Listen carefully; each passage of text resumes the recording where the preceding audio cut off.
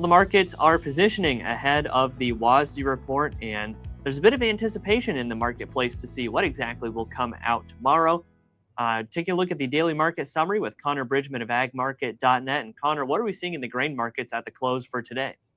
Yeah, lower trade across the board, very much positioning. Looking at the corn market, it's been very low volatility. We're going to close about down a penny, and that's going to be the largest move up or down that we've seen, I think, since Wednesday. It's been a quiet trade. Soybeans and wheat, different story. Soybeans, when I'm looking at November soybeans, we did break below that 100-day that I really wanted to hold into the report, and then we'll see what the numbers come out with, and the trades going to do what it's going to do. But we did see a negative trade in soybeans, and then wheat.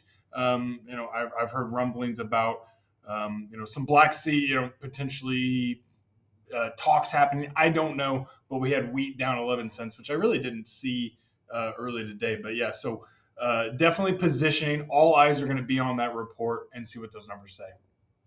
And for producers who are kind of wondering what to do heading into a report like that, obviously, traders are making certain moves to be ready for things, but what should farmers be thinking of as that report comes out? Yeah, great question. I think if you look at the range of analyst estimates, the people that do this and make good money doing it, right, it's still a pretty wide range. So I think the number one thing, if you're a producer, don't put a marketing position that's going to be based on what the USDA is going to say, right? I think the yield's going to be lower, so I'm going to put on a bullish position, right? We can't outguess the USDA. If you've looked into their methodology and the people that try and track it, it's just too many moving parts, right?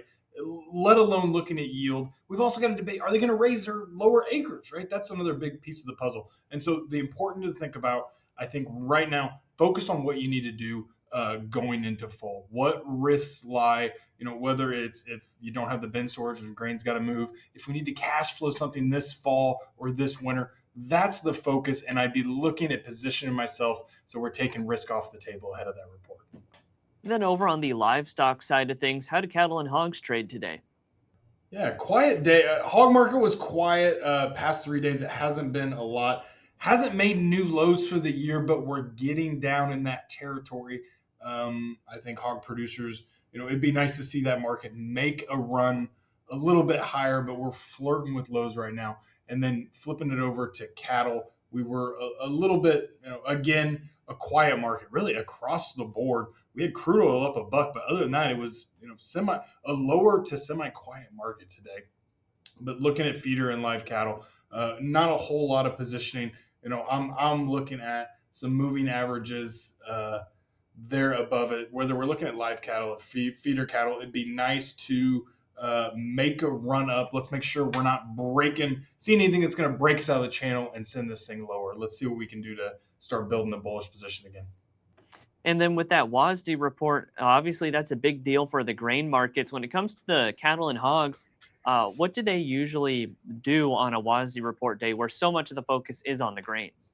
Yeah, just as far as price action, we can see some if we're talking, a shock or something like that, we could see some adverse moves, right? I think we're going to be looking at, specifically, what's the feed and residual number going to be, and see, how much are we actually feeding out? We haven't really touched that number, which has kind of confused a lot of people in the industry. But I think when we see, let's say we see some limit up, limit down moves, I think we could see cattle kind of follow or maybe even do some adverse moves. So, when commodities move, they're all going to move. So we'll see what it brings. All right, Connor, lots of great information today. For anybody who would like to get in touch with agmarket.net, how can they do that? Yeah, I started off with our website, agmarket.net. We also are going to be at all the Technology Days this week and into next week. I think Iowa today. So if not, try and catch one of those or find us online. All right, Connor, thanks again for your time as always, and we'll talk again soon. Hey, have a good one, guys.